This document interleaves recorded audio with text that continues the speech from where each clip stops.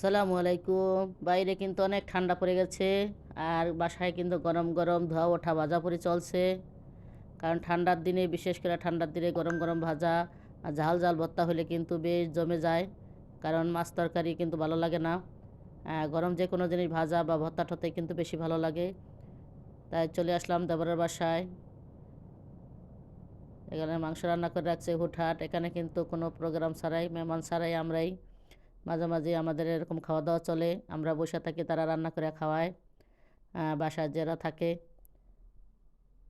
আমার জালেও কিন্তু রান্না করে নাই। আমার এক বড় ভাই আছে, সে কিন্তু রান্না করতেছে, ওই যে বাবুর্চি, তাকে দেখাবো। মাছ ভাজা চলছে, চিংড়ি মাছ, ইলিশ মাছ, মাংস রান্না করছে, পোলাও রান্না করছে, সালাদ। এরকম হুটহাট মানে রান্না কিন্তু ভালো লাগে। আর বিশেষ করে কেউ রান্না করলে কিন্তু সেই রান্নাটা খেতে কিন্তু অসাধারণ লাগে। নিজের হাতে রান্না করতে আর ভালো লাগে না। মাঝে মাঝে এরকম হইলে কিন্তু ভালোই হয়। এই যে যারা রান্না করছে তারাই কিন্তু বাইরে খাওয়াইতেছে। অসংখ্য ধন্যবাদ বাবুর্চিদেরকে। আপনাদের কাছে কেমন লাগলো আমাদের আজকে রাতের আয়োজন? সাথে কিন্তু শাক আছে, সালাদ আছে, ডাইল আছে, গরম গরম ইলিশ মাছ, চিংড়ি মাছ ভাজা, মাংস আছে।